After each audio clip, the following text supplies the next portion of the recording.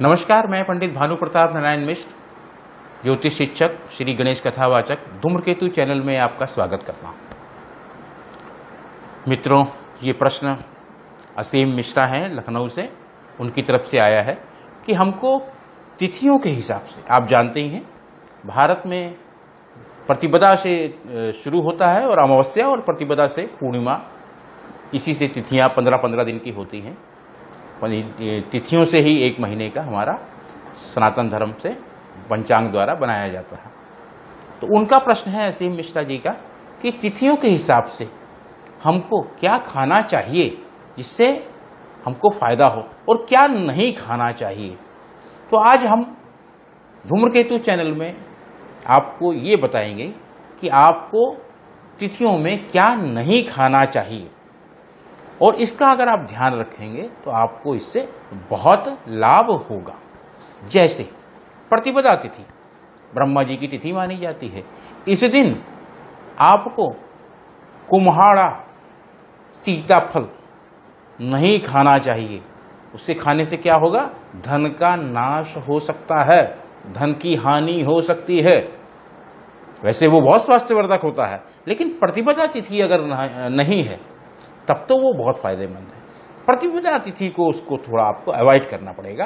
अमावस्या के बाद का पहला दिन, पूर्णिमा के बाद का पहला दिन प्रतिपदा तिथि होती है। आपको कोहड़ा नहीं खाना है, सीताफल नहीं खाना है। फिर हम आते हैं द्वितीया तिथि पे। तो द्वितीया तिथि पे आपको कटहरी एक सब्जी होती है, मैंने खाई नहीं है, मैंने तो शास्त्रों में पढ़ा है। तो वो कटहरी का निषेध है उसमें कि कटहरी जो है उसको नहीं खाना चाहिए। द्वितीया तिथि को ध्यान रखिए कि ये अश्विनी कुमार और च्यवन ऋषि से संबंधित तिथि है, पितरों की तिथि मानी जाती है ये द्वितीया तिथि। हम आते हैं फिर तृतीया तिथि पे। तो तृतीया तिथि तो कुबेर की तिथि मानी जाती है। कुबेर धन के स्वामी लोकपाल हैं, कुबेर जी प्रसन्न हो जाएं तो धन की कोई दिक्कत ना हो। तो तृतीया तिथि को कुबेर जी खुश कैसे रहें, तो आपको परवल नहीं खाना है। अगर आप परवल खाएंगे तो कुबेर जी उससे नाराज हो जाएंगे और आपको वो नुकसान कर सकते हैं और उससे शत्रुओं की वृद्धि हो सकती है। आपके अगर शत्रु हैं तो और शत्रु बढ़ जाएंगे, और अगर तृतीया को परवल खाया तो अगर शत्रु नहीं है तो भी शत्रु बढ़ जाएंगे। तो तृतीया तिथि को आप परवल न खाएं। चतुर्थी तिथि गणेश जी की बड़ी प्रिय तिथि है। आपको केवल उस दिन एक बात का ध्यान रखना है, मूली नहीं खानी है। अगर आप मूली खाएंगे तो आपको धन का नुकसान हो सकता है। फिर हम बात करते हैं पंचमी को। तो पंचमी को शिव जी का प्रिय, गणेश जी का भी प्रिय बेल नहीं खाना चाहिए। अगर हम बेल खाते हैं तो हमको बड़ा नुकसान होता है और उससे हमको कलंक लग सकता है, ये हमको ध्यान रखना है। षष्ठी तिथि को नीम की पत्ती, फल या दातुन मुंह में डालने से हमको मृत्यु के बाद, ये तो किसी को नहीं पता कि मृत्यु के बाद क्या होगा, लेकिन ये लिखा हुआ है कि षष्ठी तिथि भगवान कार्तिकेय की तिथि होती है। कार्तिकेय भगवान कौन? मंगल ग्रह के स्वामी हैं, गणेश जी के भाई हैं, देवताओं के सेनापति हैं। उस दिन अगर हम नीम का दातुन करते हैं या नीम के फल खाते हैं या नीम की पत्ती चबाते हैं तो हमको नीच योनियों की प्राप्ति होगी। नीच योनि कौन से? कि मनुष्य योनि तो पक्का हम नहीं बनेंगे, तो कहीं हम चींटी बन जाएंगे, मच्छर बन जाएंगे, कुत्ता भी बन सकते हैं, शेर भी बन सकते हैं, सियार भी बन सकते हैं, लोमड़ी भी बन सकते हैं, गीदड़ भी बन सकते हैं। यानी और भी जो नीच योनि होती हैं उसको हमको मिलने की आशंका मृत्यु के पश्चात वो हो सकती है। फिर सप्तमी सूर्य नारायण की तिथि है। सूर्य नारायण की तिथि में ताड़ का फल नहीं खाना चाहिए, उससे शरीर को नुकसान होता है। यानी नुकसान मतलब शरीर में रोग पैदा हो सकता है, और शरीर में रोग पैदा होगा तो फिर तो आपको तमाम तरीके के संकट आ जाएंगे। तो सप्तमी तिथि को आपको ताड़ का फल अगर आप खाते हैं तो बीमारी बढ़ेगी, बीमारी से नुकसान होगा और तमाम सारी चीजें उसके अंदर होगी। अष्टमी तिथि माँ की तिथि है। अष्टमी तिथि में हमको नारियल नहीं खाना चाहिए।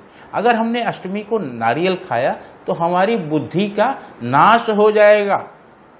हम सोचेंगे कुछ, होगा कुछ और बोलेंगे कुछ, तो बुद्धि का नाश ऐसे ही होता है, भ्रम की स्थिति छा जाती है, मोह छा जाता है। अब हम आते हैं लौकी पे। लौकी आप जानते हैं शरीर के लिए बहुत बढ़िया है। गर्मी में तो लौकी का अद्भुत आनंद है, और जिनको शुगर वगैरह है वो भी लौकी का रस पी के उसको ठीक करते हैं, और लौकी में जादुई ताकत होती है। लेकिन अगर नवमी तिथि है तो हमको लौकी नहीं खानी चाहिए। ये गौ मांस के समान होती है, इसका त्याग करना चाहिए। कौन सी तिथि को? नवमी तिथि को। तो इसको आप ध्यान रखिए। ऐसे ही एकादशी को, जो विश्वदेव की तिथि है, श्री हरि की तिथि है, उसमें हमको सेम नहीं खानी चाहिए। अगर हम सेम खाते हैं तो हमको बड़ा नुकसान होगा उससे। फिर आती है द्वादशी। तो द्वादशी में एक सब्जी होती है पोई, पूतिका भी कहा जाता है। अब मुझे इसका मालूम नहीं है कि पूतिका और किस तरीके की होती है। मुझे उसके हो सकता है दर्शन हुए हों, लेकिन मुझे इसकी कोई जानकारी नहीं है। हाँ, शास्त्रों में ये लिखा हुआ है कि द्वादशी को पूतिका या पोई नहीं खानी चाहिए। अब भोलेनाथ की तिथि है त्रयोदशी, कामदेव की भी तिथि त्रयोदशी ही है। उसमें अगर आपने बैगन खाया तो इसको आप निश्चित रूप से समझ लीजिए कि बैगन खाने से आपके संतान को बहुत हानि हो सकती है, वो नष्ट भी हो सकती है। तो त्रयोदशी प्रदोष जिस दिन होता है उस दिन कृपया करके आप बैगन न खाएं। अगर आप बैगन खाते हैं तो आपको बड़ा नुकसान होता है। ऐसे ही चतुर्दशी है, पूर्णिमा है, अमावस्या है, इनमें भी आपको कम से कम शाकाहार जीवन को रखना है। और शाकाहार जीवन आप जब रखेंगे तो आपको बहुत लाभ होगा।